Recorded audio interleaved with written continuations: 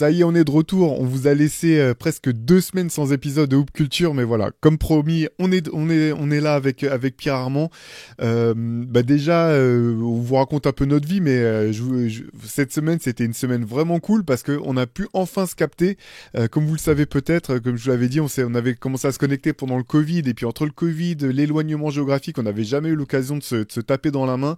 Et ça a été enfin le cas parce que Pierre Armand est venu. T'as quitté ta ville ensoleillée pour retrouver la pluie et les vélos qui roulent partout dans Paris. On a pu se capter pour aller voir l'exposition de Kevin Couliot dont vous avez parlé. Comment ça s'est passé ton trip sur Paris, Pierre? J'avais l'impression qu'à chaque fois que je traversais un truc, il y avait une voix qui me faisait toujours vivant, tu sais.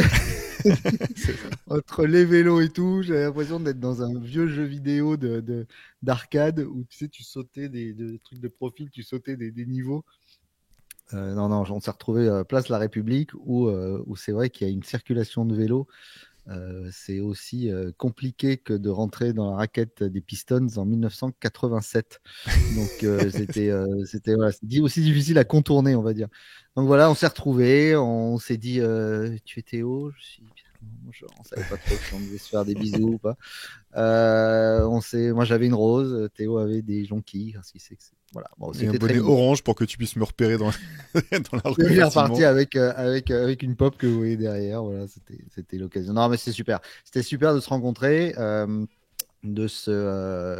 puis à plus, voilà, on en profitait un peu. Alors, on se voit tellement et on s'entend tellement, que ce soit via les podcasts, etc. C'est comme si je pense rencontrer Shai, j'aurais l'impression que je l'avais vu il y a 10 minutes. Mais voilà, et puis surtout, on a eu l'occasion par la suite d'aller juste à côté de République, dans un endroit incroyable qui s'appelle la Montgolfière, qui est un club de sport, coworking et une ancienne usine de fabrique de montgolfière. Donc, ils ont gardé toute la, toute la structure, les escaliers, etc. Et il y avait l'exposition dont tu nous as présenté le catalogue il y a peu de temps, Théo, l'exposition Giants of Africa de Kevin Couliot, qui est venu nous, en plus, il est venu nous voir un petit peu. Il y avait son illustre frère David, qui est grand skater et vidéaste illustre et, de ce type de compétition et de sport. Voilà, donc on a passé un court mais vraiment très très bon moment, comme diraient Erwan et Thomas chez qui tu étais en milieu de semaine, en bugne à bugne. Voilà, exactement. Exactement. Et comme nous, on s'était pas parlé, du moins dans Hoop Culture depuis le All-Star Game, on a eu envie de revenir sur une thématique proche du All-Star Game, en rapport avec le All-Star Game en tout cas. On va pas revenir en détail sur le concours de dunk ou sur les concours de dunk du All-Star Game. Par contre, on a eu envie de parler quand même de dunk, mais plutôt de dunk en match. Ouais. Voilà, donc c'est vrai que... Alors c'est marrant parce qu'il y a aussi un petit truc de génération. Là, je pense que pour les gens de notre âge, de notre génération, le dunk, c'était vraiment le move ultime. Maintenant, c'est peut-être plus... par la suite, ça a été, je pense, les crossovers avec toute l'époque Allen Iverson et One. Maintenant, on est sur les tirs à 3 points hyper lointains, les step back, etc. Mais nous, c'était le dunk qui nous est rêvé, qui nous est fantasmé. On passait des week-ends entiers, je m'imagine que c'est à essayer de se rapprocher de l'anneau, pour essayer de toucher l'anneau, pour essayer de dunker avec une balle de tennis, etc. Donc voilà, on a Non, eu non, on n'a envie de pas parler. passé les mêmes week-ends, je te rassure. Moi, j'avais que la balle de tennis, l'arceau était trop loin pour moi. Non, mais pour moi, c'était un. Allez, je vous raconte un peu ma life. Moi, j'ai commencé le basket super tard, donc j'étais le plus nul de tous mes potes. J'étais catastrophique, je jouais jamais, etc. Et en fait, j'étais quand même malgré tout l'un des plus grands. Je suis pas immense, hein, je fais moins d'1 m 90, mais l'un de mes premiers trucs où j'ai pu m'imposer un petit peu par rapport à mes potes, c'est que comme j'avais un petit peu de détente, j'arrivais à dunker, alors que eux pas du tout. Donc c'est comme ça que, bon après. Je vous rassure, hein, je tapais pas des dunks à la Vince Carter ni rien du tout, mais c'était mon petit fait de gloire, le truc qui a pu me donner un petit peu d'assurance sur un terrain avant pour rattraper les autres. Donc voilà, donc le dunk, ouais, élément essentiel de mon adolescence en tout cas. Ouais, ouais, bien sûr. Et puis, c'est comme tu dis, il y a eu une rupture par la suite où aujourd'hui, ben, on valorise plus les shoots de loin, les finitions, les jelly d'un côté, de Kyrie qui passe d'un côté, de l'autre. Mais malgré tout, quoi qu'on en dise, à chaque fois qu'on a un highlight aujourd'hui qui fait vraiment parler, c'est les dunks de Ja Morant, etc. À l'époque, c'était les smash de Dominique Wilkins, comme aimaient le dire nos amis de France 2 à ce Ils moment-là. le disent toujours, hein. Ils le disent toujours, t'inquiète pas. Et ils disent toujours, bon, bah alors, évidemment, si vous voulez une sorte d'histoire du dunk, un documentaire extraordinaire, allez voir le Dunk or Die, le documentaire de Cadour, qui est formidable, qui est déjà toute une époque. Et puis, ce moment où on parlait du smash, en effet. Aujourd'hui, les plus jeunes parlent de Tomar de belle manière. Voilà, donc on avait envie de parler un petit peu de ces dunks. Suite à ce concours de dunk où on a quand même, d'habitude, ça nous fait bondir. Là, moi, ça m'a tellement fait rigoler. Alors, il est venu. C'est une des rares stars qui vient et je le respecte pour ça. Jalen Brown, il est venu. Mais le mec, il saute au-dessus d'une carte bleue, c'est-à-dire un influenceur à la con. Donc, il saute au-dessus juste d'un iPhone. Le mec, il est assis, il est grand comme moi. Et surtout, la fin, où en fait, au lieu de faire D. Brown, il fait un dab, quoi. Il fait le truc de Paul Pogba. Alors, paix à son âme, Paul Pogba, bien sûr, surtout en ce moment. Mais il retombe et il fait son truc. Mais apparemment, on a vu des images de l'entraînement et il le réussit. Voilà. Mais je trouvais que c'était marrant. Tout le monde lui est tombé sur la gueule avec son histoire de mettre le gant pour montrer qu'il n'avait pas de main gauche. Bon, le deck, il est éclaté, mais voilà, c'était marrant. J'avais trouvé que c'était quand même plein d'humour. Et puis, il s'est mis en danger et rien que pour ça, c'est cool. Bah, je suis d'accord avec toi et moi ce que j'ai trouvé cool c'est qu'à chaque fois il y avait un clin d'œil particulier, chacun de Voilà. ces dunks était une référence à un dunk précédent. Il partait pas pour essayer de gagner le concours, il y a participé, ce que j'ai trouvé plutôt cool. En fait pour le concours de dunk de cette année, ce que j'ai trouvé vraiment dramatique c'était plus les juges en fait, c'est plus les notes qui ont été données parce que Topin là des Knicks il tape quand même un dunk incroyable, je Ouais. comprends pas du tout pourquoi il se fait snobber. J'ai trouvé que j'ai pas trouvé le concours dramatique honnêtement, j'ai trouvé qu'il y avait des trucs plutôt sympas. C'est plus les notes qui avaient pas de sens, j'ai trouvé quoi. Oui, oui, oui, c'était à la limite, on attendait plus de voir les notes. Ils ont voulu faire le show, les juges. Là, bon, voilà, c'est pas grave.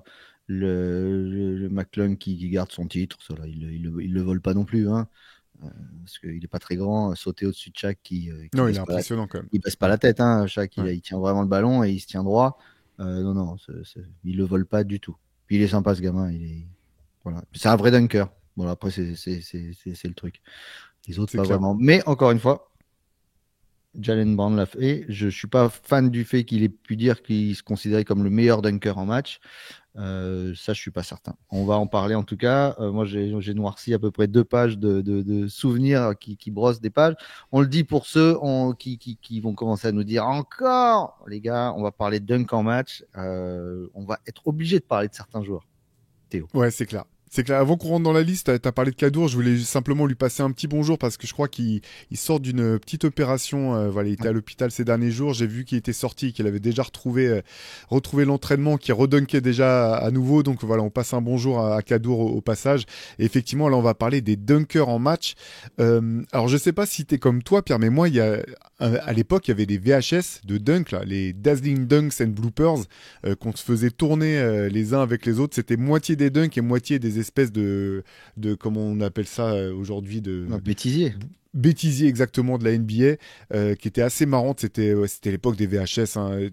On regardait ça, après on essayait de faire les mêmes dunks sur les paniers à 2,50 m, tu sais, qu'il y avait parfois dans des terrains extérieurs. Je Mais sais pas même si à toi 2,50 m, moi, je pouvais pas.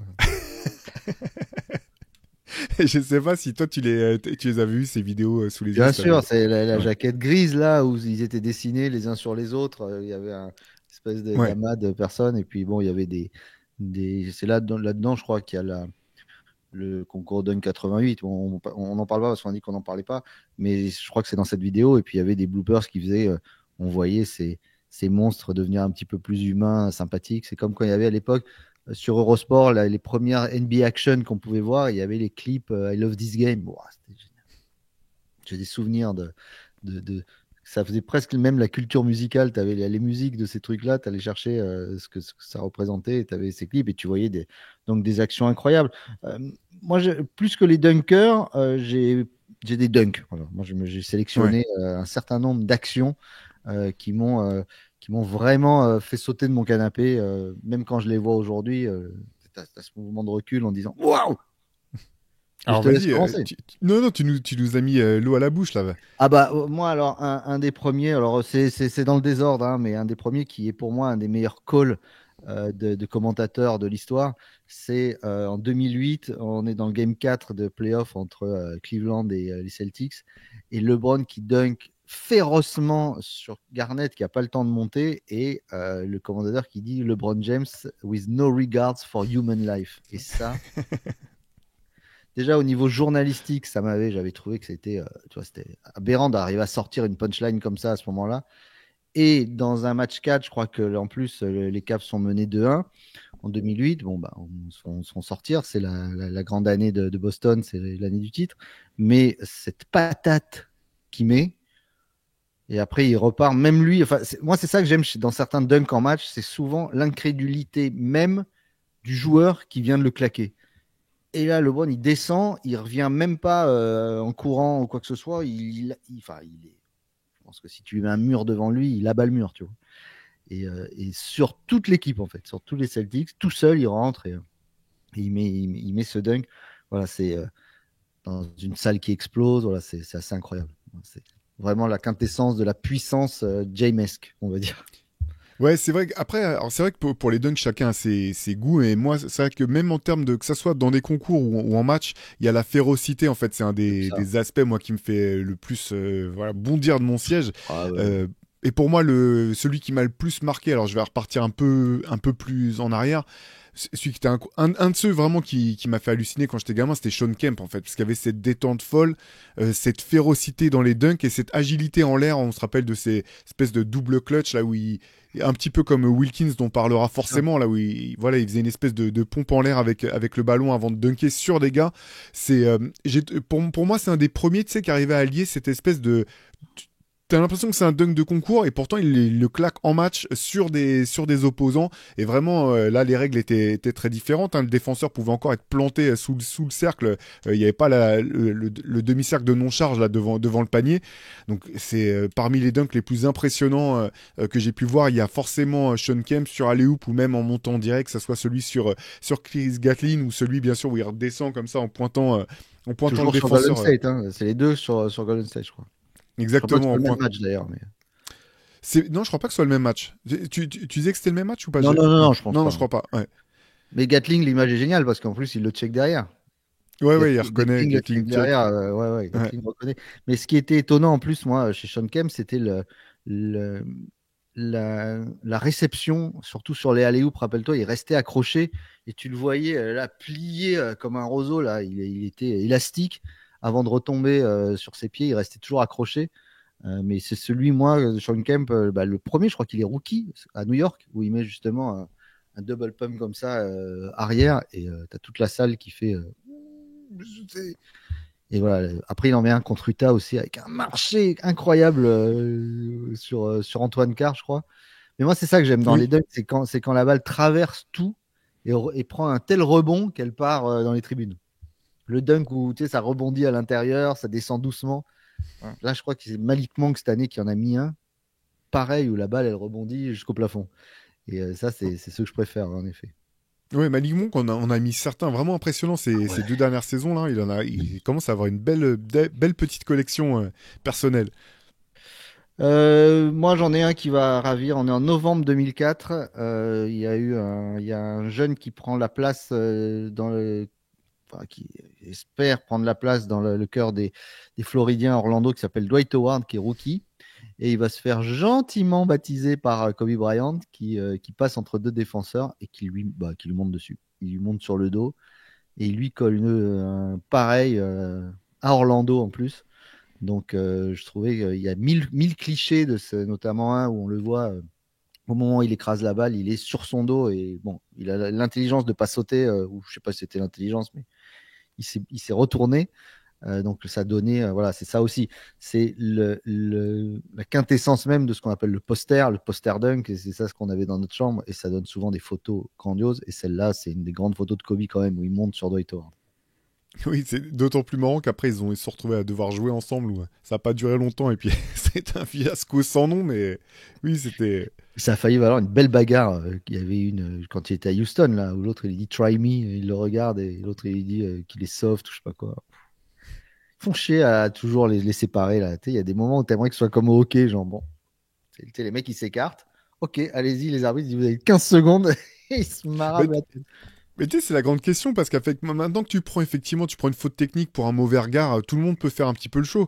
Ce qui est sûr, c'est qu'à l'époque des Oakley, McDaniels et compagnie, si tu te sentais pas vraiment, si tu te sentais pas d'y aller, il n'y avait pas des mauvais regards et des phases comme ça pour le principe, parce que tu savais que ça pouvait potentiellement réellement dégénérer. Donc c'est un petit peu ambivalent. T'es d'un côté la NBA qui se dit bah non, on veut débarrasser notre jeu de tout ça parce qu'on veut faire, on veut en faire un sport grand public, familial, etc.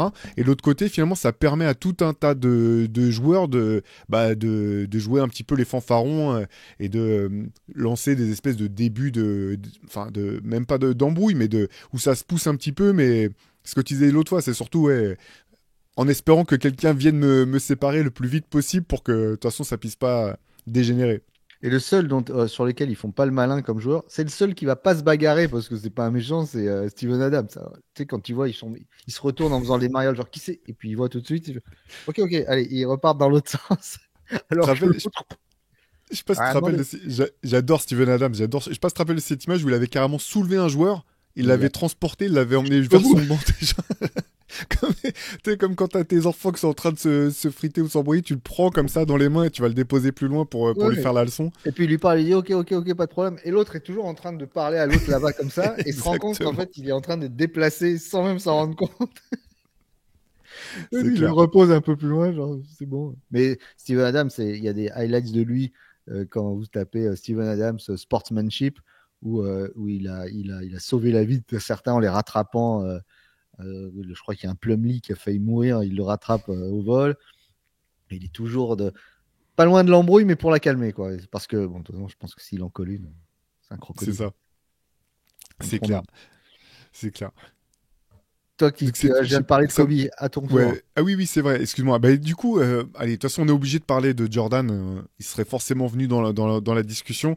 Il y en a des tonnes, il y en a tellement que c'est impossible de. Voilà, on va pas tous les faire. Moi, je vais juste en sortir un.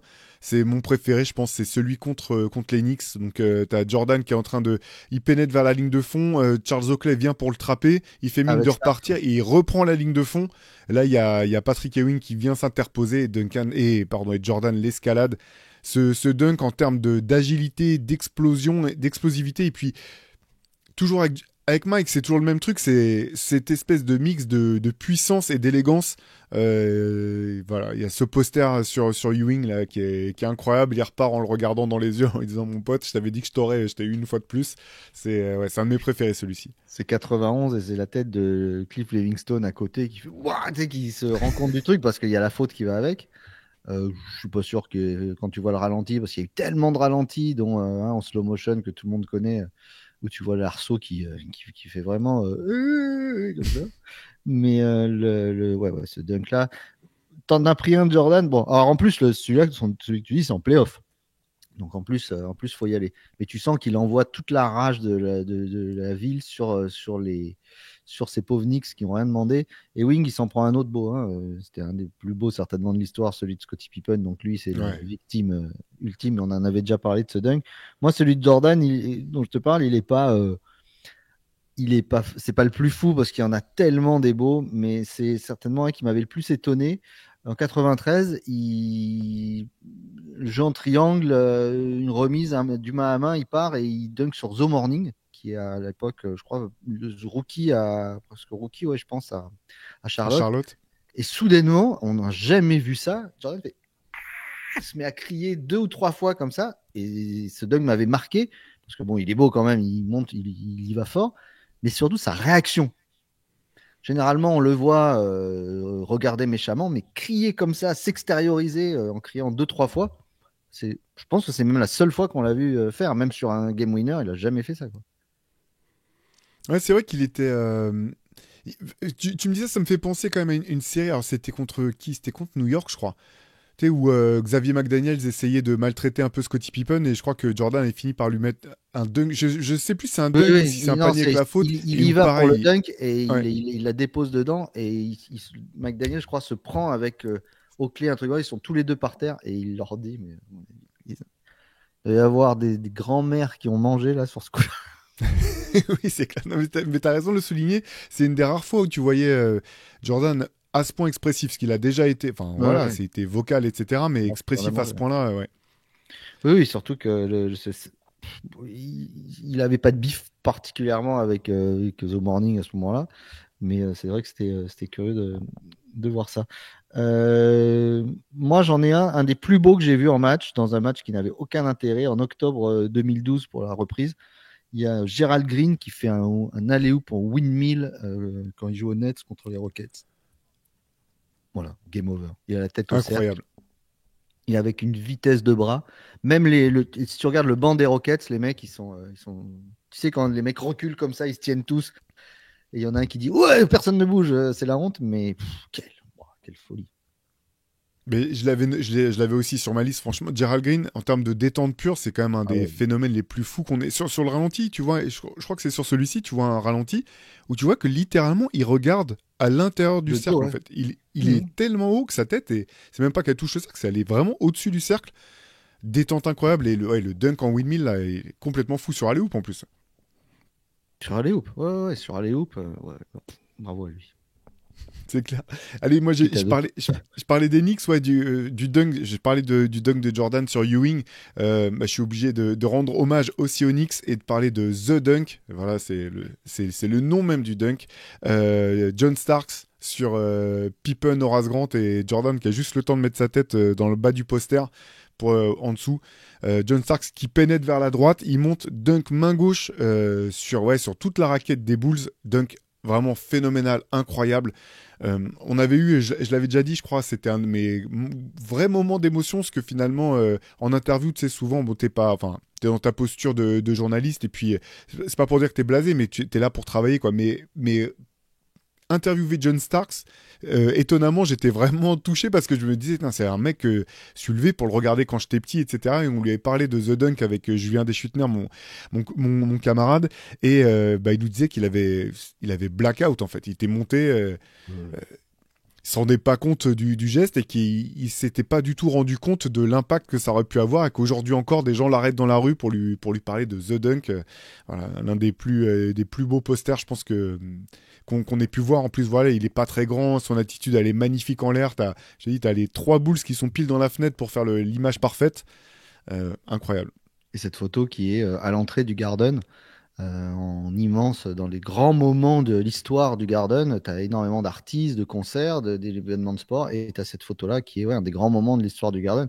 Mais tu as raison de dire que lui-même est surpris de ce qu'il fait, mais je pense que la raquette des Bulls, comme tu dis, elle s'y attend tellement pas à ce qu'il monte que c'est pour ça qu'ils n'ont pas.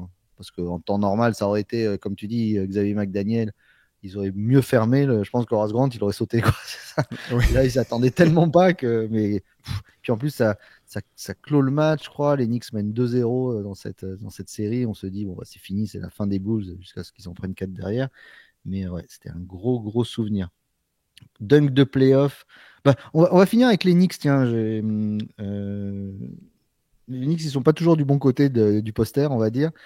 Quand tu parlais de The Dunk, je croyais que tu allais parler de celui-là parce qu'il fait souvent partie dans des classements du numéro 1. Les Knicks sont à Phoenix en 89 et Tom Chambers prend un appel un pied et monte à une hauteur. Il a la tête au cercle et il arrive. Je pense que lui-même est surpris et ça fait penser à des dunks de films de super-héros, tu sais, Oui. tu sais, de Spider-Man. Dans Spider-Man, il y a cette fameuse scène où d'un coup il se rend compte qu'il peut sauter haut et il arrive et il écrase et il met un genou dans la gorge de Mark Jackson. Donc c'est étonnant, mais surtout je pense que même lui est surpris du truc parce que il est là et il pousse sa tête, il se pousse parce que il arrive plein fer sur l'arceau. Il y a J.R. Smith qui avait mis le même pratiquement quelques années plus tard sur Gary Neal et les Spurs quand il était à Denver. Mais celui-là, la vitesse d'exécution à laquelle ça va, et en effet, il n'y a pas de passage en force parce que là peut-être qu'aujourd'hui il l'aurait pris. Il avait vraiment, il prend vraiment le genou pleine face le pauvre Mark Jackson. Mais ce dunk de Tom Chambers, c'était les blancs savent sauter. C'était rare. Je pense que dans toute la liste que j'ai là, c'est un des rares joueurs blancs à avoir mis un tel Tomar avec une telle puissance à 2 mains comme ça. Incroyable. Ouais, c'est vrai qu'il avait une détente hallucinante, Ah bah Tom oui. Chambers. Ouais. Mais c'est la seule image qu'on a de lui pratiquement. Allez, puisqu'on parle de détente hallucinante, bah, je suis obligé de parler de Blake Griffin. Hein. C'est un peu triste parce que Je finalement, l'ai sa laissé. fin de carrière a fait oublier, je trouve, le joueur extraordinaire qu'il a été et même le dunker à fou. Hein. On a du mal à se rendre compte maintenant, mais il y a les premières années de Blake Griffin. Tous les matins, tu allumais ton ordinateur en te disant mais quelle dinguerie il a pu sortir encore. Que ce soit son dunk sur... Alors je pourrais sortir celui... J'hésitais entre celui sur Mozgov, sur Timofey Mozgov, ou celui sur Kendrick Parkins. Les deux sont vraiment hallucinants. À la fac, il y a un dunk où il se prend la planche dans la tête, même carrément il part ligne de fond, il se cogne la tête à moitié dans la planche, il arrive quand même à dunker derrière. Ça reste, ouais, voilà, ça reste quand même... Bah, encore une fois, il y avait ce mélange de détente incroyable, férocité et agilité en l'air. Blake Griffin, c'était vraiment un spectacle hallucinant. C'est vrai que puis il y en a un qui a bien mangé avec Blake Griffin, c'est Pogazol aussi. Alors lui, il en a pris, mais à chaque fois, il y avait faute offensive quand même, parce que l'autre, il arrivait avec le coude en avant. Mais c'était voilà, une machine à highlights, t'as raison. Je pense que c'est ce qui restera dans la tête des gens, parce que la fin de carrière, elle est pas terrible. Mais c'était la grande époque de Lob City. C'était assez sympa. Après, le concours de dunk qu'il fait, il était, bon, On il avait était déjà parlé, horrible. je crois, dans un... On en a déjà parlé, il était horrible. Mais oui, quand il saute par-dessus le capot de la voiture. Mais c'était ouais, Blake Griffin. C'est vrai qu'on s'en rappellera pour ça. Et putain, je me rappelle quand même, il avait vendu un paquet de maillots. Hein. Et plein de gens, il avait relancé la marque Clippers pratiquement à lui tout seul. Hein. Mais complètement. D'ailleurs, même avant l'arrivée de Chris Paul, les Clippers c'était revenu vraiment intéressant, même sportivement, avec pas Aaron Gordon, Eric Gordon, voilà, et puis avec le reste de l'équipe. C'est lui qui a relancé quand même, qui a relancé cette équipe. Ouais, puis, S'il n'y avait pas eu Blake Griffin, il n'y aurait pas eu Chris Paul. Derrière, il n'y aurait pas eu la possibilité de faire venir des joueurs comme Kawhi Leonard, Paul George. C'est quand même lui qui est, d'une certaine manière, à l'origine de ce renouveau et de l'équipe qu'on connaît aujourd'hui. oui, oui, c'est sûr, mais c'est vrai que c'était cette raquette spectaculaire avec des André Jordan. Et puis ça courait dans tous les sens. Ouais, ouais, c'était vraiment une belle période. Moi, un des dunks que j'ai préféré, qui m'a fait vraiment bondir de mon siège, je regardais le match en direct. euh, le dunk de Giannis, alors pas celui à New York où il passe par-dessus Tim Hardaway, parce que ça, on en reparlera peut-être tout à l'heure, mais celui en finale NBA, match 5, quand contre-attaque, le Booker a la balle de match, Drew Holiday lui vole le ballon, part, et on voit Giannis qui arrive, qui s'envole. Chris Paul fait une faute d'enculé, pardon du terme, mais il fait une faute de petite cochonne là, c'est horrible. Elle est horrible la faute. Elle est horrible la faute parce que bon, c'est Giannis, c'est un monstre, mais il le pousse vraiment en l'air pour que elle est vraiment moche. Mais c'est surtout à quel moment tu mènes, tu as la balle et tu balances la balle. Quoi. Et Je suis l'autre, d'accord avec toi. La passe, elle est folle. La la passe est passe est folle. folle. Et surtout à quel moment l'autre, il va la chercher, il Mm. se dit, il la demande. Hein. C'est tout, il n'y a rien n'a de sens. Que l'un la demande, l'autre la lance, il l'attrape parce que la passe, il envoie un caillou hein, parce qu'elle est hyper dure à attraper. Il l'attrape et après il se retourne en dieu grec là, il regarde la caméra. Mouah, c'est trop. Franchement, rien que j'en reparle, bouf, ça c'était Mais, trop. non, mais c'est clair, mais t'as tout à fait raison parce que cette passe de Drew Holiday, tu dis, mais jamais de la vie tu dois lancer ça, quoi. Bien Garde sûr. la balle, vous De allez la part gagner de d'un toute joueur façon. aussi Ouais. intelligent que lui. Ouais. Toi, Mais tu vois ça en match, toi, t'es coach, sur le coup, tu dis, mais. Et puis bon, bah, c'est vrai. oui, c'est ça. Tu sais, c'est comme les mauvais tirs en fait. Quand ça rentre, c'est jamais des mauvais tirs. Les coachs sont toujours là à applaudir sur le côté. Par contre, si tu ne le mets pas, tu sors tout de suite, quoi. C'est comme le shoot de Steph Curry, tu sais, où il tricote justement contre les Clippers.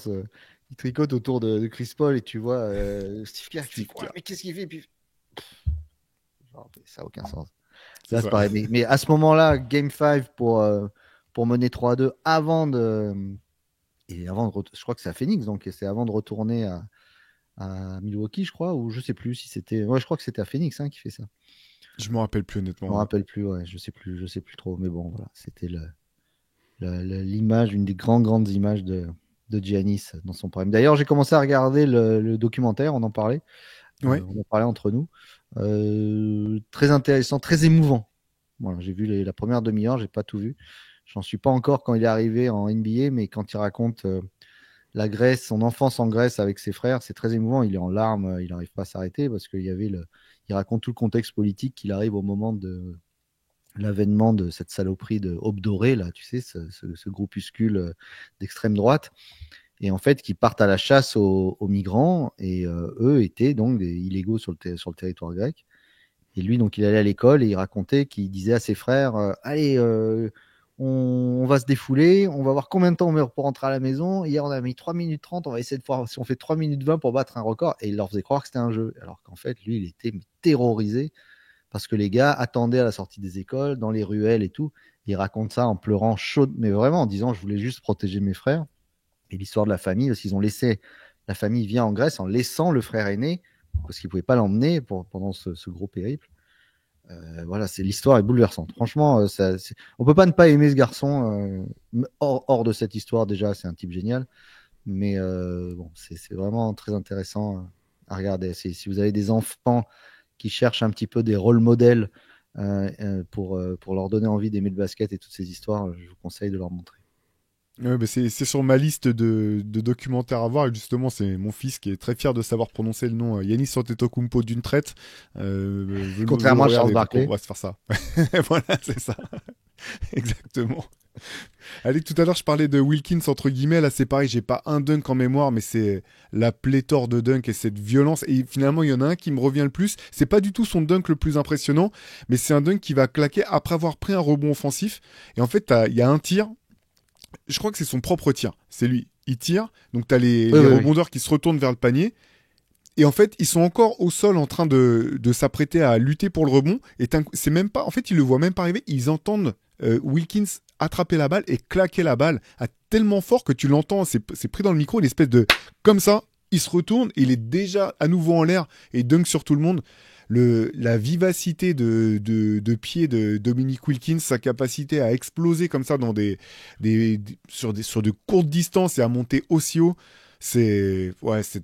oui, c'est vraiment quel dommage quoi que ce joueur a jamais été entouré de plus de talent quand il était à Atlanta. C'était vraiment un joueur qui te faisait vibrer quand tu voyais des matchs, un scoreur incroyable.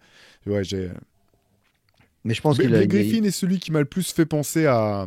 Quand Blake Griffin est arrivé, tu vois, par sa férocité, qui m'a plus fait penser à Wilkins dans la dureté de ses dunks, quoi. Mais il avait une autre mentalité, Wilkins, que Blake Griffin. Griffin était un showman, mais c'était pas on sentait pas le monstre de travail et le monstre de compétition que pouvait être Wilkins, qui avait une haine de Boston comme personne, je Ah pense, bah, a il y a eu eu. des séries tellement folles, ouais. Mais moi, Des affrontements. je vois un dunk à lui où il monte sur Larry Bird, où Bird essaye d'y aller. Hein. Je pense que si Bird arrive à attraper le ballon, c'est 10 ans d'ITT qu'il prend. avec quintuple fracture ouverte de chaque doigt. Mais voilà, c'était.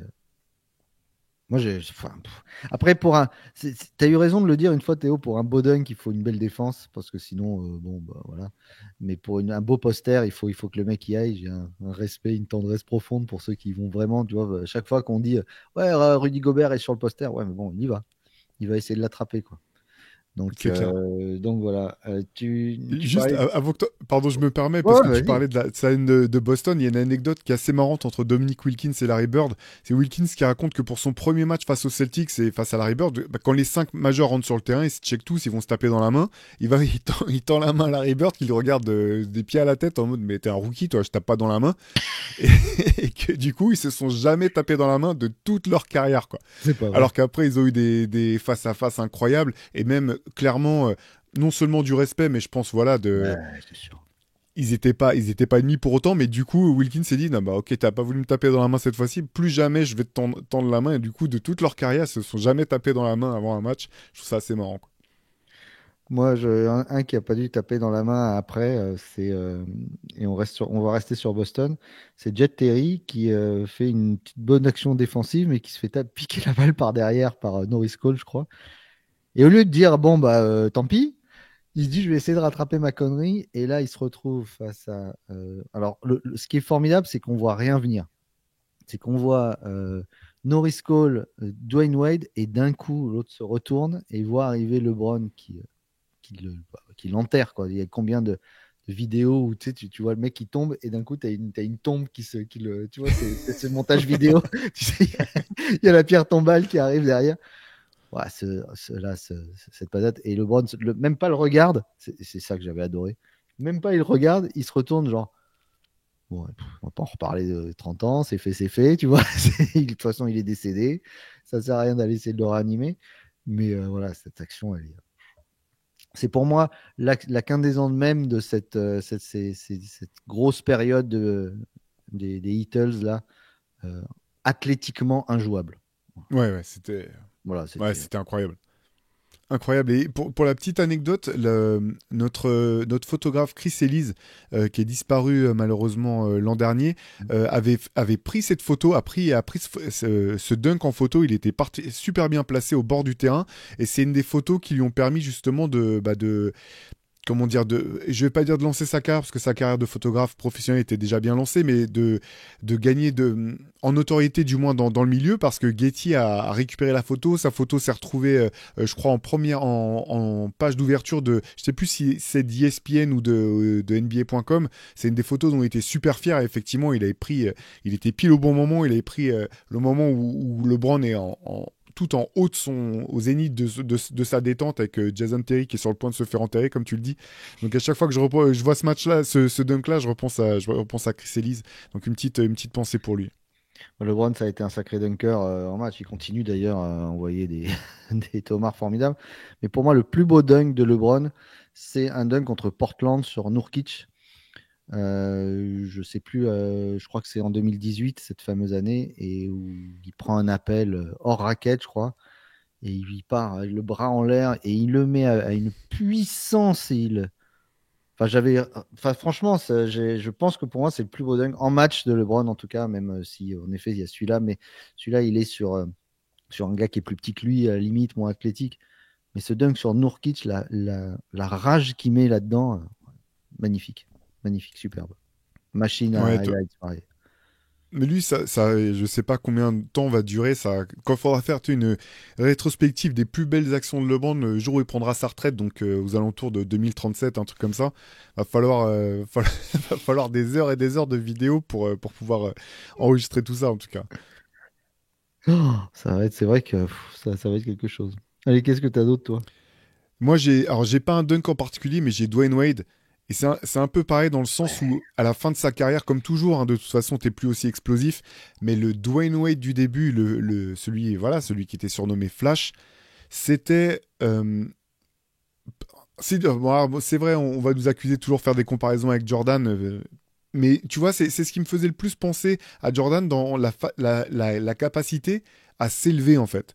T'avais l'impression que c'était sans aucun effort et qui passait du fait de courir à celui d'être en l'air sans qu'il y ait, sans que ce soit avec effort du tout. Et les qualités athlétiques du jeune Dwayne Wade là, dès sa première saison, hein, sa saison rookie qui est déjà extraordinaire, et derrière la manière dont il enchaîne avec Miami du début enfin voilà, de ses premières saisons professionnelles, j'avais l'impression en fait. Il y a deux joueurs qui m'ont donné cette impression-là à l'époque. C'était lui et Manu Ginobili. Où quand je les voyais jouer, je me disais, je vais voir un truc que j'ai jamais vu avant. En fait. Soit une action Ouais, c'est athlétique ça. folle, soit un coup de génie total.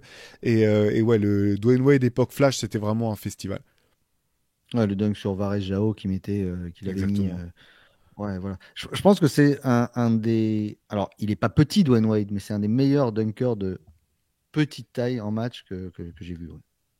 Ouais. C'est-à-dire Oui. qui est pas un dunker né, quoi, qui est prédestiné à ça. Alors, il y en a qui ont fait le contraire, qui étaient des énormes dunkers. Les gens ont oublié comme Ray Allen, par exemple, était un dunker, mais incroyable en match. Oui. C'était une machine et qui s'est spécialisé sur autre chose. Mais Dwayne Wade, ouais. Puis il allait des fois enfin, quand il monte sur Varejao, mais tu vois, c'est comme pour Giannis, à quel moment tu te dis, l'autre il est au milieu, placé, j'y vais, quoi. C'est clair. Non, non, Dwayne Wade, ouais. C'est vrai que c'est une bonne chose. Tu parlais impossible de dire le nombre de dunks de LeBron, de Jordan. Bon, impossible de donner le nombre de dunks de Vince Carter. Moi, j'en ai deux en tête. Un premier, alors toi, tu en as certainement d'autres. sur 2 périodes. Le premier, c'est un windmill arrière sur Rick Smith, un des premiers qu'il met contre Indiana. Et pour moi, un des plus beaux, celui sur The Morning, Ouais. quand il est honnête. Voilà. Parce que déjà, il est plus âgé. Je crois que c'est en 2011, quelque chose comme ça. Ou je sais plus quel. Non, c'est 2008, je crois. C'est 2008. Je crois qu'il met ce dunk. Dribble dans le dos, il monte, il reste en l'air, il ramène son bras. Voilà. C'est trop. C'est trop beau. Et pourtant, celui-là, tu vois, d'habitude, lui, il avait l'habitude d'arracher le panier. Et celui-là est beaucoup plus, tu vois, il le dépose en douceur, mais quelle maîtrise en soi, quoi. La créativité, la maîtrise du corps C'est clair, ouais, non, mais. De en toute prenant le façon, contact. là, on aurait pu faire toute l'émission sur Vince Carter, hein, parce que tu vois, on sort ces deux-là instinctivement. On parle même pas de celui sur Fred Weiss, c'est pas la peine de revenir dessus. Hein, tout le monde le connaît par cœur, Oui, mais voilà, complètement fou. c'est évident. Et les premières années à Toronto avec des alley-oops, tu dis, mais la balle, elle est trop haute. Qui va aller chercher ça? Et tu le vois surgir et taper des trucs pas possibles. Enfin, tu sais, il y a les petites routines d'avant échauffement, là, où avant d'entrer en match, on se rappelle c'est Dwayne Wade qui s'accrochait au cercle, Garnett qui allait mettre une espèce de coup de tête dans le panier. Vince Carter est monté, il claquait sa main au niveau du haut du carré blanc, quoi. Ouais. Qui fait ça? Qui fait ça? Personne fait ça. C'est. Ouais, Vince Carter, non, mais de toute façon, je pense que honnêtement, tu sais, quand on parle de talent et de gens qui sont doués, euh, je pense que Vince Carter, intrinsèquement, c'est probablement l'un des basketteurs les plus doués par le. Enfin, t'es béni, je sais pas quelle est la fée qui s'est penchée sur son berceau quand il était gamin, mais il avait tous les atouts pour être phénoménal. C'est incroyable. Ce qu'il a été, de toute façon. Oui. Malheureusement, il lui manque un titre, mais il laisse un souvenir. Mais c'est marrant que tu parles des routines. Ce serait quoi, toi, quand tu penses à un joueur NBA, justement, ça, la routine, je sais pas, qui te vient en tête tout de suite? Alors, bah, je me rappelle de Tim Duncan, tu sais, qui prenait le ballon dans ses bras, là, qui faisait une Un espèce de câlin. câlin. Ouais, ouais, ça, c'était assez iconique. Ça et Dwayne, ouais, le truc de Dwayne Wade, je pense que bah non, mais sinon, bien sûr, il y a LeBron et son jet de Ouais, tac. il y a ça aussi. Ouais, ouais. Ouais, Ouais. c'est vrai qu'il y a ça aussi. J'avais oublié. Celle de Steph est marrante quand il se met à courir très très vite jusqu'au Oui, panier. Ouais, Garnett se faisait un peu flipper quand il mettait des coups de tête. tu m'étonnes. En plus, moi, enfin, moi, j'avais été ouais, semi-traumatisé gamin. C'était une image qui avait fait le tour des rédactions. Bah Je crois que oui, je l'avais vue je dans. vois Tu très bien de quoi tu vas te parler, rappelles? du gars qui Ouais. s'est paralysé. Exactement, un Ouais. basketteur yougoslave qui, après, frustré d'avoir raté un panier ou d'avoir pris une faute, je crois, et allait mettre un coup de tête dans le chambranle du panier, Dans la mousse, ouais. et qui s'est fracturé les vertèbres, paralysé à vie, et je crois que derrière, il est même mort peu d'années après, quoi. Donc, Ah oui, c'est horrible. Ouais, ouais, moi aussi, ça m'avait frappé. J'avais trouvé ça, je trouvais ça pas marrant. Je trouvais ça très con de faire, mais bon, je pense que évidemment, Kevin Garnett n'était pas au courant de cette sombre histoire, vu qu'il ne s'intéressait pas, à mon avis, beaucoup au basket européen à l'époque. non, c'est À clair. une époque où il y avait moins de réseaux sociaux, mais c'est vrai que c'était impressionnant.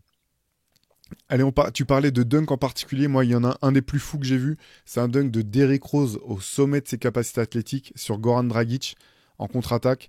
J'ai Alors pour le coup, je te parlais de Dwayne Wade où tu sentais il s'élevait de manière sans effort. C'est l'impression visuelle d'Eric Rose, c'était pas du tout ça. C'était vraiment une explosion de puissance soudaine comme ça. C'était un petit peu, des fois, il était un petit peu raide même dans ses attitudes. Mais ce dunk c'est oui, sur Dragic ou Ouais, sur Steve Nash, putain, Dragic. j'ai un Sur doute. Dragic. C'est Non, contre, sur c'est Dragic. sur Dragic, c'est bien ça. Qui La va aussi, hauteur à qui en laquelle. plus, il le prend par la droite, donc l'autre, il tend main gauche en se disant qu'il va y arriver. Et c'est la fin du dunk où il est tellement haut, tu sais qu'il se rattrape, il mouline des bras en se disant. Exactement, exactement, exactement.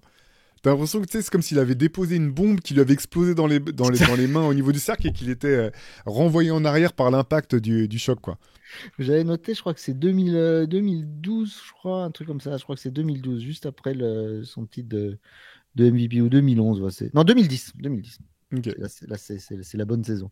Ah oui, c'est pareil, tu vois, tu te dis, mais il avait tellement de qualité athlétique qu'il aurait pu aller au lay-up le temps qu'il monte, l'autre il serait redescendu déjà 15 fois, il aurait déposé un truc, mais il va péter ça. Et la réaction de ses coéquipiers était évidemment, évidemment géniale. Alors, qu'est-ce que je t'ai noté, moi? Bon, évidemment, alors un dunker monstrueux en match, Oui.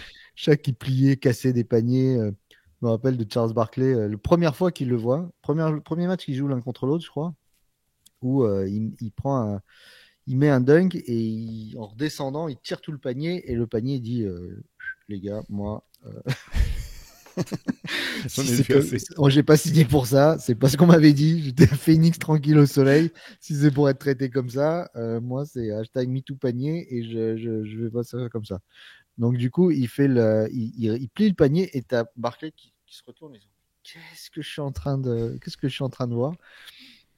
Et donc c'était assez marrant de voir ça. Et l'anecdote de Barclay qui voit Shaq pour la première fois, en fait, qu'il avait vu à la télé et tout, et quand il le rencontre sur le terrain, il raconte qu'il va donc au milieu du terrain et Shaq arrive et Barclay le voit et plus il s'approche et en fait il le regarde et il dit pas non, je vais le taper et il dit Ooh, that's a big dude. Le premier truc qu'il dit c'est wow. C'est un peu comme qu'est-ce qu'on avait vu qui passe devant Victor et qui le regarde comme ça en disant qu'est-ce que c'est que ce type il y a pas longtemps là. Oui, oui. Pas Qui sait? Mais KD oui, je ou vois exactement. c'est Je crois pas bien, ouais. KD ou AD peut-être. Je crois que c'était pas Anthony Davis qui le voit et qui dit mais C'est un joueur comme ça, qui ouais. passe à côté en disant mais wow, mais qu'est-ce que c'est que ça. Non, c'est Joel Embiid, je crois. Je crois que Ouais, c'est c'est Joel Joel Embiid. Embiid, ouais. Joel Embiid, exactement. Donc qui est pas pourtant qui est pas un gringalet, mais voilà. Et pour moi le plus gros dunk de Shaq, que j'avais noté, c'était il était aux Lakers en 98 et il oblitère, il éviscère Kelvin Cato sur une contre-attaque. Il arrive en trailer et tu vois, je fais le parallèle avec ce qu'on disait la dernière fois avec les bons moments d'All-Star où on voyait danser. Tu m'avais dit à quel moment un type comme ça est aussi mobile. Ouais. Moi, je me disais à quel moment un type pareil décolle d'aussi loin, monte aussi haut et arrive à. Enfin, c'était irréel la facilité avec laquelle il plantait ça, quoi. Ouais, bah, moi l'un des plus fous, enfin celui qui me revient en tête, c'est en finale NBA face aux Nets, où il y a une photo Ah où tu oui. vois il y a l'intégralité du roster Même le des banc. Nets, dont je sais plus si c'est, je crois que c'est Kenyon Martin qui est en train à moitié d'essayer de lui arracher le maillot au passage, et bah ça suffit pas quoi. Il dunk, il avait été tellement monstrueux durant cette série de playoffs de toute façon, mais ce dunk là, tu dis non, qu'est-ce que tu peux faire? Pour ça que maintenant c'est marrant parce que le basket a tellement changé c'est toujours pas bon, c'est pareil dans tous les milieux, dans tous les trucs, on en oublie finalement l'impact qu'ont eu les gens. Et aujourd'hui, je me rappelle quelqu'un, tu sais, pour le CQFR du samedi où les gens nous posent des questions là, quelqu'un nous avait demandé si Embiid n'était pas aussi dominateur, c'était en début de saison que le Shaq de la grande époque. Ouais, non. Les gens se rendent plus compte en fait de ce que ça a été Shaquille O'Neal sur son run avec les Je suis Lakers d'accord. là, ils se rendent plus compte que il y a jamais eu un joueur comme ça depuis. Alors après, moi, j'étais pas là à l'époque de Chamberlain, mais c'est là, tu dis, la seule comparaison qu'il y avait, c'était avec un mec des années 60, quoi. Tu vois ce que je veux dire? Le gap Oui, qu'il y a eu mais, déjà entre les deux, quoi. oui, mais qui était physiquement au-dessus. Ouais, ce qui était une aberration physique par rapport aux joueurs de l'époque, où en plus, il n'y avait pas forcément de joueurs afro-américains partout, parce que c'était cette saloperie d'époque où, tu vois, c'était pas Bien encore tout sûr. à fait ça. Ça commençait. Donc c'était des gars qui dominaient trop. Moi, quand tu vois, alors, il n'y en a pas beaucoup, il y a cette fameuse, on dirait que c'est Indiana Jones un jour qui retrouvera la tape des 100 points de Will Ah oui. Chamberlain, tu vois. Mais quand tu vois des images, tu as l'impression de voir les images de Zion quand il était au lycée. Moi, j'ai l'impression de voir ça. C'était trop facile. Tu m'étonnes qu'il prenait 30, 35 rebonds. C'était fou. Mais je suis d'accord avec toi que pour moi, c'est sans commune mesure. Alors, il était moins technique que Joël, par contre, ça, on peut le dire. Joël, il domine d'une autre manière, mais c'était trop. Et tu parlais de ce dunk sur toute la défense. Et je sais pas si tu te rappelles, il y avait des ralentis de lui qui taffaient Mutombo. Et il Oui. recule vers le panier. Et à chaque coup d'épaule, tu voyais Mutombo en slow motion, là, toute sa mâchoire. Tu sais, c'est comme quand tu vois les images du crash Côté test du... où tu vois la Voilà, c'est voiture qui ça. s'est Mutomo, il prenait un impact à chaque fois et il reculait de 50 centimètres et c'était fini. Tu devais sortir de 32 minutes de match avec chaque, ça devait être quelque chose. Non, bah, non, mais c'était un enfer. C'était un enfer, tout simplement, quoi. C'était un Allez, enfer. moi, j'en avais d'autres. Alors, ceux-là, je les ai vus sur vidéo après coup. C'était pas des dunks que j'ai connus, mais il y a quand même, voilà, Julius Serving. Je pense que on est obligé de mentionner Dr. J, qui a, voilà, Le Rock the Cradle. bah oui, et puis qui a participé à la révolution un petit Rock the peu Baby, du jeu pardon. en amenant le jeu dans les airs, alors que c'était jusque-là un jeu qui jouait au sol. Alors ça n'a pas été le seul, hein. Il y en a eu d'autres, notamment des joueurs passés par la ABA qui ont mené cette révolution. Mais voilà, Dr. J, ça reste quand même je pense, l'une des icônes de ça, dunk en match complètement fou. Sur les Lakers, Ouais. sur Michael Cooper, qui d'ailleurs, quand il le voit monter, il s'y attend pas. Du coup, il baisse la tête et il va même pas. Quelle action quand il attrape la balle, il la met dans le creux de son. Waouh, c'est magnifique. Ça, c'était magnifique. Moi, c'était une des premières images que j'avais vues parce que quand il faisait les compiles de dunk, il montrait celui-là, puisque c'était des compiles de quoi, des années 80. Elles sont de quand ces compiles? Ouais, c'est 90, 91, je pense, pas plus. Hein.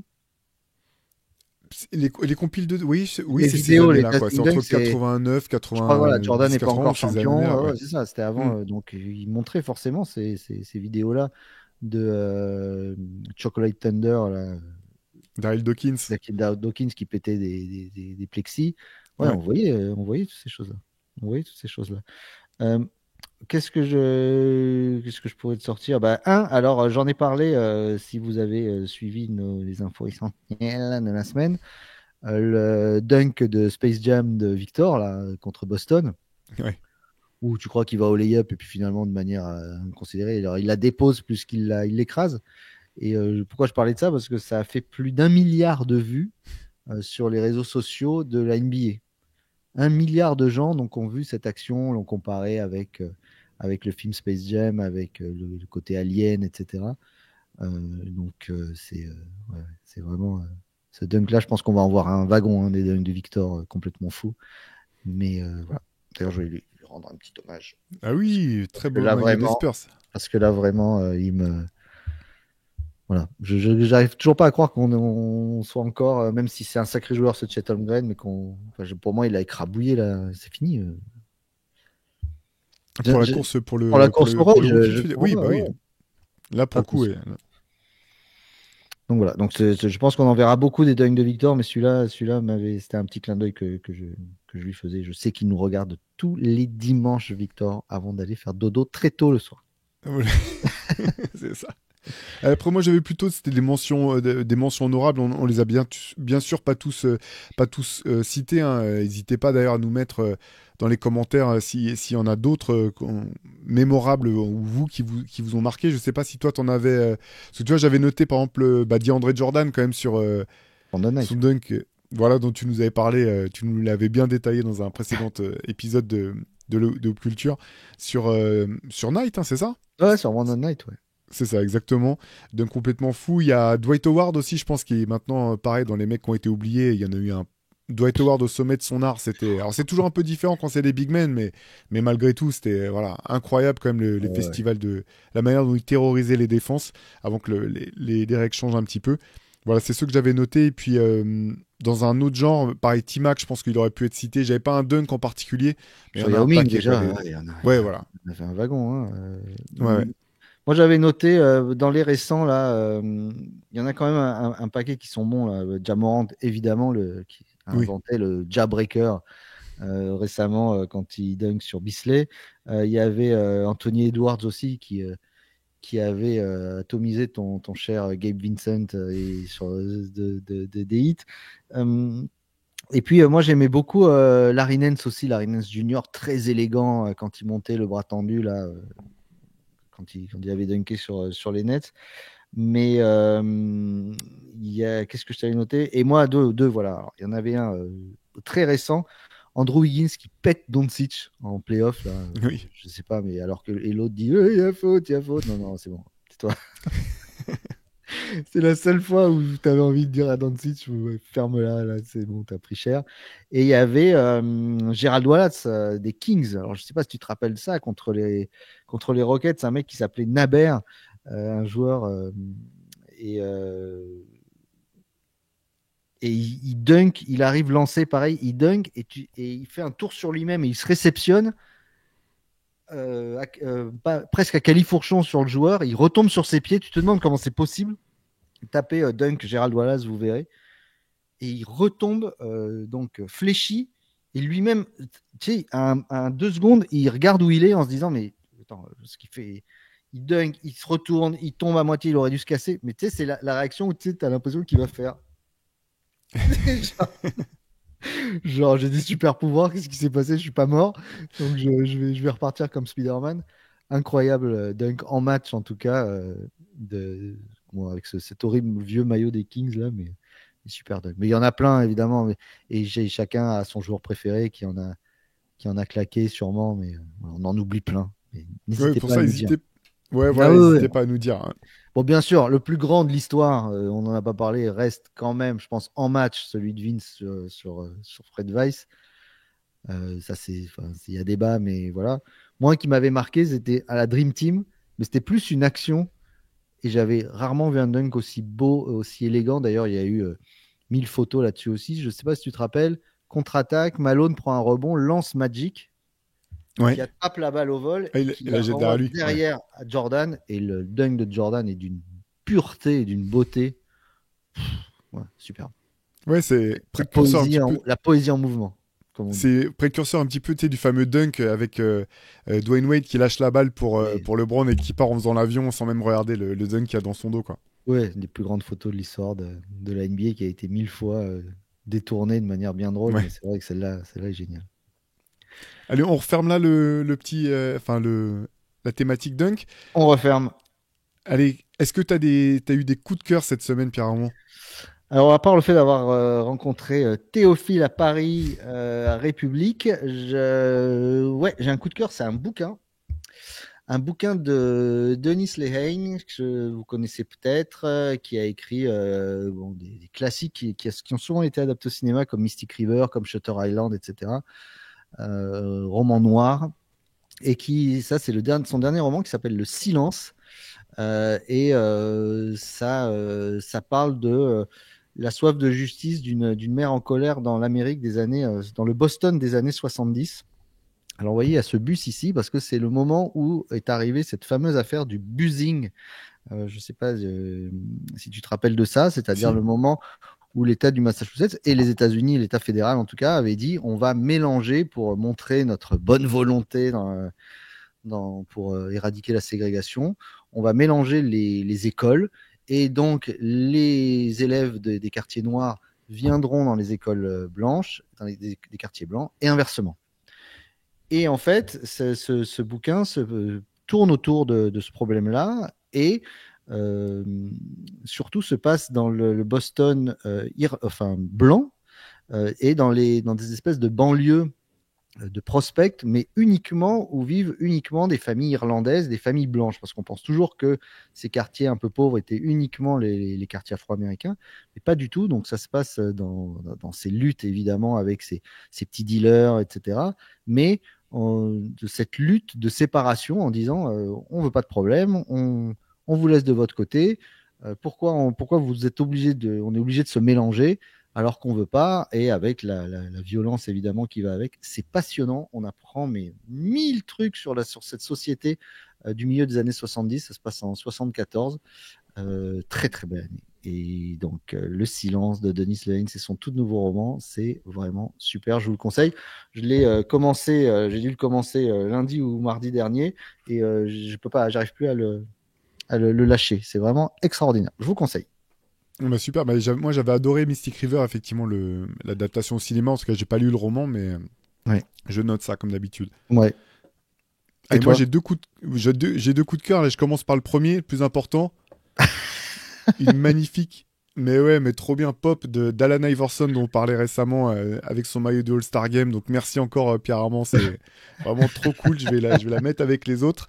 Et côté musique, j'ai un disque. Voilà. Ah, alors, comme toujours, il est sorti depuis quelques semaines, je pense déjà sur les plateformes, mais j'attendais de l'avoir en main pour pouvoir le savourer à sa juste mesure. C'est le nouvel album de Masta Ace, produit intégralement par le producteur canadien Marco Polo. Mm. Celui-ci s'appelle Richmond Hill. Il fait suite à celui qu'ils avaient sorti il y a 4-5 ans, qui s'appelait Brooklyn Story. Voilà. Et une fois de plus, c'est Sympa leur produit. thématique visuelle avec les immeubles. Ouais, C'est ouais, le même immeuble ou pas? Non, c'est pas le même. Si, c'est le même Si, immeuble. si. Bah, je pense que c'est le même immeuble. Là, t'as le en mode plan. Donc ça, c'est le dernier, Richmond Hill. Et dans Brooklyn Story, c'était une photo Ah ouais. de voilà d'époque. Effectivement, je pense que c'est le même. Mm. Voilà. Euh, Comme toujours, c'est produit de main de maître donc par Marco Polo, Mastaïs qui c'est fou, tu sais, c'est assez rare finalement. Souvent, enfin en tout cas moi j'ai ce sentiment que parfois dans le rap ou dans le hip-hop, les premiers albums sont quasiment tout le temps les premiers et qu'après ça retrouve jamais la même fraîcheur. Mastaïs pour moi il fait partie de ces rares rappeurs qui ont su pas seulement perdurer, mais progresser avec le temps. Je le trouve littéralement incroyable. Ce nouvel album est vraiment excellent, super bien produit. Dans le précédent, ça retraçait un petit peu l'histoire d'enfance de Mastaïs. Dans celui-ci, sur les interludes, ça raconte un peu l'histoire de Marco Polo, voilà, canadien qui s'est installé à Brooklyn depuis plusieurs années maintenant, avec un passage assez dur, problème de drogue quand il était plus jeune. Bref, c'est excellent, j'ai pas d'autres termes, donc voilà. Allez jeter une oreille à ça, je vous mets un petit lien comme toujours dans la description. C'est mon coup de cœur de la semaine. Ben voilà, de la nourriture pour l'esprit et les oreilles, toujours. C'est grâce à ça que on a créé Hoop Culture pour en profiter. D'ailleurs, on en profite, on vous fait une petite annonce. On va maintenant, avec le Hoop Culture, partager, évidemment, puisqu'on collabore avec l'émission Hangtime sur Radio Grenouille beaucoup, on partagera de manière on va dire, fréquente, voire même tout le temps, chaque semaine, les podcasts de l'émission qui ont lieu chaque semaine où vous avez toute l'actualité de la black music dans un spectre très très large, un petit peu comme ce qu'on fait sur Hoop Culture. Dans cette émission Hangtime, ça parle également culture, street culture, culture basketball, culture tout court, et encore une fois, autour des musiques afro-américaines, des musiques noires dans un... Encore une fois, c'est très très large, ça part de l'électronique, au hip-hop, au jazz, etc. Donc je pense que ça vous intéressera, ça vous fera une bande son chaque semaine où vous découvrirez plein de choses. Et chaque semaine dans cette émission, il y a le track Hoop Culture. Donc, on reprendra la semaine prochaine, bien sûr, un morceau de Marco Polo et Mastaïs, vous vous en doutez. Parfait, on enchaîne avec les reliques ou tu... Ah Je non, crois que t'étais un petit peu énervé après un truc, toi. Oui, c'est vrai. C'est vrai, j'avais oublié. Non, c'est vrai. Et, les Clippers, cette semaine, vous avez certainement dû voir ça, ont annoncé que, vous le savez, ils vont rentrer dans leur nouvelle salle et donc ils ont revu complètement leur charte graphique. Vont changer les maillots. Alors, les maillots que j'ai trouvé plutôt réussis. Moi, j'ai bien aimé les nouveaux maillots des Super Clippers. maillot. Par contre, alors je sais pas ce que tu en as pensé, tu vas pouvoir me le dire, Pierre Armand, mais moi, j'ai pas du tout aimé leur nouveau logo. Donc, qui met en avant un bateau. On sait que Clippers, voilà, le terme même de la franchise vient de là. Donc, ils ont voulu renouer avec l'essence même du nom de leur équipe. Par contre, voilà, le logo, je disais en plaisantant chez les potes de First Team en mode petit bateau. J'ai vraiment l'impression que c'est le type de logo que tu retrouvais sur le polo d'un mec qui va à Deauville passer le week-end avec ses mocassins sans chaussettes et son petit short à mi-cuisse. J'ai pas du tout kiffé. Mais bon, ça, après, les goûts et les couleurs, ça m'appartient. Le mec, c'est le futur logo de l'université d'été LR, tu sais. Non, moi, il m'a donné envie de partir en voyage parce qu'on dirait un truc Costa Croisière déjà, dans un premier temps. C'est Et surtout, vrai. il m'a donné faim parce qu'on dirait une boîte de thon. Voilà, quelle drôle d'idée de mettre un bateau. Alors, soit tu le mets de profil, mais de profil, c'est ridicule, on dirait un dessin d'enfant. Mais de face comme ça, en plus, si tu le vois de loin, il faut vraiment que tu t'approches pour te rendre compte que c'est un voilier de face. Ou alors, enfin, ça va pas. En effet, ça. ils- C'est ça que je comprends pas. Depuis des années, ils se créent une identité street, Compton, pour dire, tu vois, ils ont dit, ils veulent plus qu'on les appelle les Los Angeles Clippers, mais les LA Clippers. Tu vois, c'est montrer que par rapport le Showtime, c'est d'un côté, et eux, ils sont un peu plus, ça va être raw, ça va être plus dans le béton, tu vois, c'est plus, ils veulent créer ce truc-là, un peu comme Jay-Z avait voulu créer ça avec les Nets. Et au lieu de te prendre un logo comme ils avaient fait avec ce lettrage un peu gothique, Snoop Dogg, etc., ils te prennent un truc de. Ouais, pareil, un truc de Floridien. On se croirait c'est le truc de Mar-a-Lago, à la Trump, là. C'est horrible, quoi. Mais oui, mais c'est marrant ce que Totalement. tu C'est fais pas en bien de le noter. adéquation avec leur truc. Parce que dans l'épisode spécial sur les maillots, on avait parlé, voilà, leurs maillots alternatifs, là, Oui. ceux avec la. Et en fait, je t'avais dit que ça me faisait penser à l'univers un peu Cypress Hill, Solo Assassins. Et l'un de nos auditeurs m'a précisé, ce que je savais pas du tout, c'est que il avait été designé par Mr. Cartoon. Tu sais, le tatoueur Ah, d'accord. célèbre de Los Angeles, de East LA, et qui est notamment le photographe attitré l'un des photographes attitrés de Cypress Hill. Donc, du coup, ça faisait sens, effectivement. Ça faisait Et en sens. voyant, tu sais, la nouvelle charte graphique complète là, des Clippers, j'ai trouvé que ça faisait très Polo Ralph Lauren au bout du compte. C'est Tu sais ça. que les couleurs, même le logo un Et c'est peu joli, voilà, hein. prépi, je me suis demandé si c'était pas une des inspirations qui se cachait derrière tout ça. Non, mais à ce moment-là, prendre du noir et rouge, voilà, un truc un peu street. Mais là, tu prends un bleu. Bon. Après, on connaît les problèmes du bleu, du rouge à Los Angeles. Ça peut être mal interprété. Bon, ça, ok. Mais bon, je sais pas. T'as raison. Ça fait très Polo Ralph Lauren, très Tommy Hilfiger. Ouais. Mais bon. Allez, on enchaîne avec les reliques de la semaine. Allez, vas-y, Parce je te que laisse commencer. je commence. Alors attends, faut que j'attrape mon matériel comme à chaque fois. Hop. Qu'est-ce que tu vas me sortir? Donc, comme on est sur les dunks, chercher quelque chose qui soit un petit peu le complément. Pour moi, c'est un peu la punchline finalement. C'est le complément enfin, c'est l'équivalent du dunk en littérature ou en musique. Et j'ai eu envie de voilà présenter ce qui est pour moi le meilleur fanzine de rap qui existait, Get Busy. Donc ça, c'est les numéros d'époque. C'est les premiers numéros qu'ils avaient sortis en couleur. Jusqu'à ces numéros-là, c'était des numéros en noir et blanc qui étaient photocopiés quasiment de manière très artisanale. Là, je vous parle vraiment, la préhistoire hein, pour la plupart, c'est les années 90-91. Ça se vendait pas en kiosque, c'était disponible uniquement dans des petits shops. Celui-ci qui est magnifique pour moi, parce que la cover a été réalisée par Colt et Mod2, légendes du graffiti en France et à travers le monde. Et donc, bah, derrière ce fanzine Get Busy, il y a une personne en particulier, ils étaient plusieurs bien sûr à œuvrer dessus, mais il y a notamment Cher, qui est l'architecte quand même de ce fanzine. Et Get Busy il y a eu plusieurs époques, ça s'est un peu réinventé par la suite. Si vous allez sur Click, ils ont fait plusieurs saisons d'ailleurs d'interviews sous une autre forme, et ils ont sorti il y a quelques années une anthologie en fait de ce qu'ils avaient pu faire dans Get Busy. Et aussi dans Authentique, ce qui a été une espèce de magazine qui avait été lancé pour faire la promotion des albums des NTM, mais qui était dont la direction artistique et éditoriale surtout revenait à Cher. Donc voilà, cette anthologie, elle est toujours disponible. Là, les fanzines que je vous ai présentées avant, je pense pas. En tout cas, bonne chance pour les dénicher, mais cette anthologie est toujours disponible. Il y a des interviews, c'est principalement des entretiens d'ailleurs. Et là, pour le coup, il n'y a pas que de la musique. Tu vas avoir une interview de Maître Vergès, par exemple, d'Albert Dupontel, DJ Mehdi Mode2, donc là c'est plus pour les aspects hip-hop, mais tu as aussi Frédéric Tadei, Alain Chabat, avec qui Cher avait réalisé le documentaire qui s'appelait Authentique d'ailleurs sur la dernière tournée officielle des NTM. Bref, voilà, je vous recommande cette anthologie. Il y a vraiment des choses assez folles dedans, et Cher qui a un sens de la punchline, de l'écriture, et qui a été une sacrée influence quand même pour moi, je dois dire, dans le fait d'appréhender l'écrit.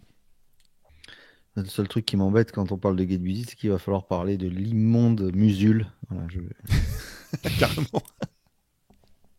Carrément, le Oh, pauvre Musil qui se prend un putain. immonde. Immonde, il y a pas d'autre mot. Il y a pas d'autre mot. C'est is no good. Saloperie de Musul. Je déteste. Non, mais si, par contre, il était venu dans Time nous parler de cette anthologie Musul, justement. Un personnage incroyable. Alors, si un jour vous êtes encore sur un réseau qui s'appelle Facebook, on sait jamais, hein, c'est un truc qui marche encore au feu, ça marche pas à l'électricité. Mais vous tapez Real Musul, comme Real Madrid, et Musul MUZUL, et vous le suivez, et vous allez passer des moments délicieux, parce que c'est la plus grande rigolade, tous ces posts sont à mourir de rire, mais c'est une encyclopédie justement du hip-hop, et il a sorti un bouquin il n'y a pas très longtemps, Musul, ouais, Ouais, qu'on avait attends, vu, bouge pas. ouais, Ouais. que tu vas nous montrer. Mais voilà, un personnage, les deux là, deux personnages aussi improbables l'un que l'autre, une rencontre très improbable, ouais, sur le P-Funk, je crois, c'est ça, hein, ouais. Ouais, sur P-Funk et sur George Clinton. C'est l'Odyssée de George Clinton de Ren Musul aux éditions Le Mot et le Reste. Quand je pense qu'il On vous passe le sa présentera une vie prochaine fois en détail. à taper sur ce pauvre Frédéric Adrian qui fait toutes plein lui aussi de biographies sur des grands artistes et qu'il a sorti ça. Que ce type aille en enfer. Dans un enfer où il n'y a que des gens comme lui. Je l'adore, je l'embrasse fort. Je l'embrasse fort. Je lui enverrai le lien de ce podcast en lui disant qu'il s'étouffe avec. Ou qui viennent plutôt. On serait ravis Ah ouais, ce serait cool de d'échanger avec lui l'avoir. dans un. Ce Ouais. serait cool de l'avoir. Ce serait cool de l'avoir. Venez les gars, on vous attend avec grande impatience. Pour dunker, il faut une punchline, mais il faut aussi savoir sauter, il faut avoir du jump. Et moi, je te sors ça en relique de la semaine. La cassette de titre de Chris Cross. Magnifique. Alors, vous voyez, bah, une rare photo de Shai et Antoine en soirée.